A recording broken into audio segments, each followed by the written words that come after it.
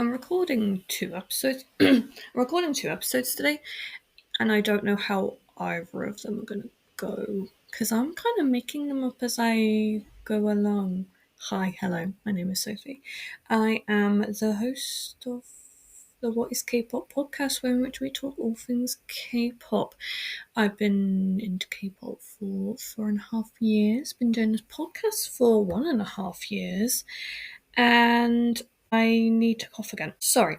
Cough every time I eat. It's a very annoying thing that just kind of happens, and I'm sure there's like an actual medical reasoning behind that. So yeah, let's get started on today's episode. We are going to be talking about this is funny.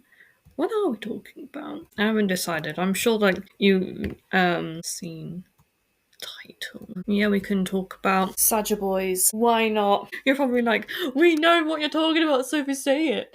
Because obviously in the title, like I put it down there, but yes, Saja Boys, how fun. This is so weird. So Saja Boys is a fictional 5-member South Korean boy group, I guess Korean boy group, made for K-pop demon hunters Jinu, Mystery, Abby, Romance and Baby. They debuted on the 20th of June 2025, which is when the film came out, with Soda Pop. I loved K-pop demon hunters, and this is like kind of bad considering how much the song is liked, but I actually don't like Golden because it reminds me too much of I Am. And like, I don't get me wrong, I do like that song, but like, I just kind of find it a bit too much. Yeah, I'd like Takedown more, like the main, I guess, theme of the song, and I especially obviously like the Twice version and kind of all like the little things that were in the film. I especially loved how much they obviously like talked about K-pop and like actual K-pop terms and not kind of butchered it. I feel like, because I feel like with like EXO Kitty, it's kind of used a bit as a crutch, like having K-pop be like a thing in the story of just like, oh yeah, she's in Korea, like put a load of K-pop songs in the show, when like like obviously I've listened to all those songs and I don't think that some of them really fit, and it does feel like as though someone's just pretending to know what these songs are about and that they're just kind of wanting the songs to be in the show rather than like making it kind of make sense. I think I need a drink. That's a bit better. Yeah, so it kind of felt like as though they were trying to fit like a square peg in a triangle hole, and just didn't quite work. But K-pop Demon Hunters I really did like. I only watched it the once with my dad, and I was just like cackling through the whole thing. And I loved the tiger and the pigeon blackbird thing. And yeah, I did see, I think it was on TikTok Shop or Amazon, that there's like a t-shirt. No, I think it was a plushy version of the tomb. And I was like, I don't like them that much though. You know, I'm gonna be honest, don't like them that much. But yes. Also, I hope my sister's gonna watch it at some point, so then we can talk about it. I don't know. So Saja in Korean means lion.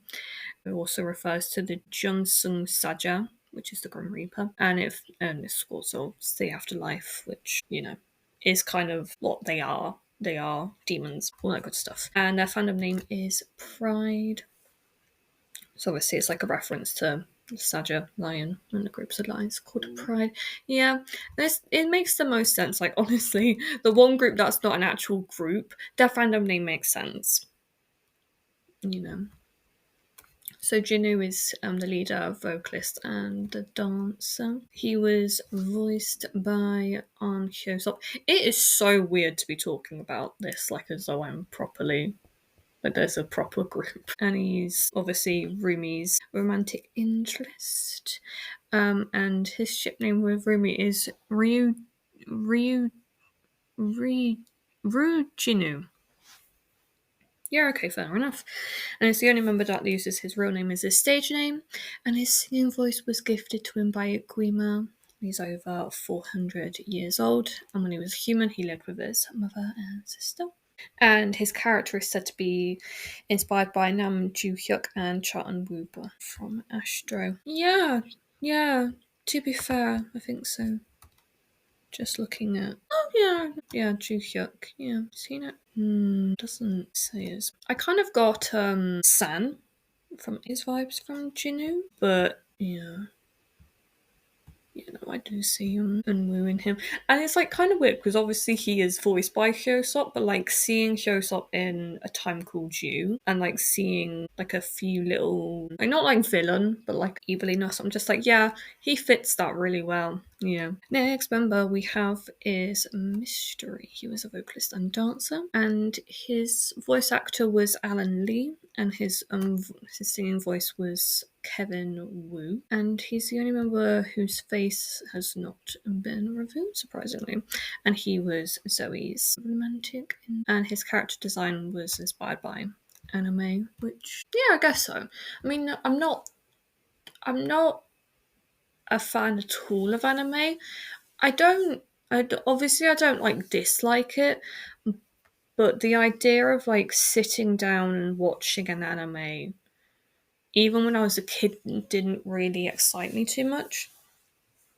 Like, I think it might just be the art style, maybe. And, like, I would say that the biggest anime type of thing back when I was a kid was, like, Pokemon, I think. And so I didn't really get exposed much to anime and like different types of stuff, but I have seen little bits of stuff here and there. There's one anime type of cartoon thingy. I'm probably offending so many anime fans right now. That's like really popular and is like a massive thing with like not fairies, but like mystically characters. Wait, I kind of lied. Is Winx Club considered an anime? Because I did watch that, but it was kind of weird when we only got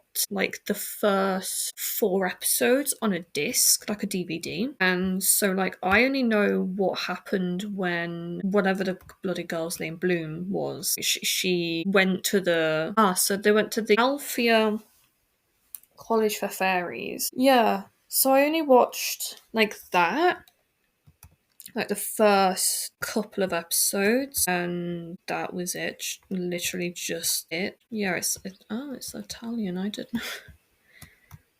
Yeah, I remember the the yellow girl. Yeah, oh yeah, the yellow Estella. Yeah, she was fighting an ogre. Yeah, yeah, and then like the scepter and that Bloom figures out she has some magic and then gets invited to. Yeah, I think yeah, I only watched like a few episodes. Like, I'm not even kidding you, we only had so 5. It says here. Yeah, I must have only had like those few episodes, but I cannot remember for the life of me if like what happened towards the end. But I remember like really kind of liking Techna, the purple one with the purple t-shirt and the green bit at the bottom. I can't describe it, but yeah, I remember watching it as a kid and it was like super duper weird. And my sister really liked it, but I wouldn't say like I didn't. I didn't really, but it wasn't my cup of tea. And it just reminded me of that for some reason. Like, it just popped into my head. I'm trying to find Amazon Prime does it. Can I watch it? It's included with Prime. Oh, that's good. I've got Amazon Prime. You're just finding that out about me.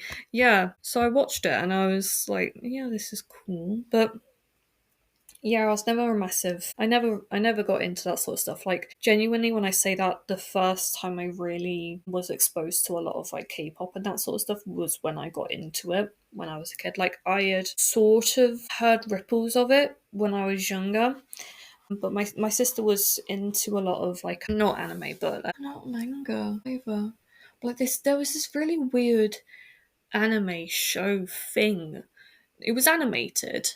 Well, obviously animated. It was animated, and it was this like horror program thing. And like I remember the one of the characters got their head like removed from their body with like piano chords, and it like terrified me to play the piano. But I ended up learning piano for like 2 years, and that was like a decade ago, so I don't remember anything. But yeah, oh, it's funny. Anyway, or Abs. He was a vocalist, dancer, and rapper. I don't know why I'm saying was, because they're not disbanded, but they're also not real. They were voiced by Cho Sung-won, and their singing voice is provided by Neckwave, and they're referred to as Abs in the movie credits, the credits. And he was the romantic interest for Mira and Zoe, and he was shipped most with Mira along with Romance, which we'll talk about in a second. And inspired by Kpop idols known for their physique, dance skills, and stuff. So, we're like Changbin, Mingyu probably, BM from Card, pretty much anyone in the Big Titty Committee. Can't believe I just said that aloud. Yeah, probably that. I don't know though. I don't really think about it. Next we have his Romance. He was vocalist and dancer, and he was voiced by Joel Kim Booster. Okay. His singing voice was provided by Samuel Lee, and his character was inspired by Yeonjun from TXT during the Blue era. Yeah, I do definitely see that. Lovely. And his soda flavour is strawberry. They all have like soda flavours, but I've not said it. But yeah. And next and lastly we have is Baby Saja. He's the rapper, dancer, and maknae.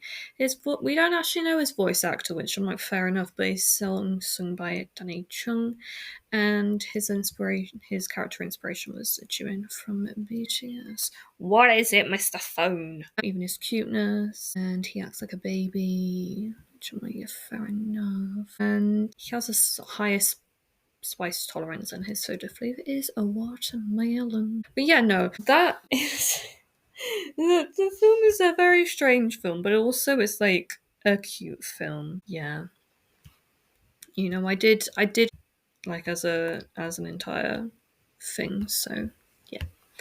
I hope you enjoyed today's fairly random episode. I'm filming, obviously, another episode after this. It'll be on Huntrix. Yeah, Huntrix. The other group from Kpop Demon Hunters. And then tomorrow I'll be recording, whatever you want to call it, the rest of the episodes, hopefully, for... Is this the final week? It is. Oh, that's a shame. Yeah, so I'm recording this for Monday, the 25th. The 26th will be recorded on the day before, probably, so for my birthday. Then tomorrow's episode, later, the episode for later will be recorded for the 20th. I can't do words. 27th. Tomorrow I'm recording for the 28th and the 29th, and then day off, and then it's the end of the month review. Nothing really much has been happening this month, which is a little bit strange, I will admit, but we still got 10 days to go, and so it does mean that anything could happen in those 10 days, and I might have a lot of stuff to talk about. But right now, not as much as it has been before, which I guess is a bit of a benefit towards me. Yeah, thank you as always for listening, and I will talk to you guys again very, very soon.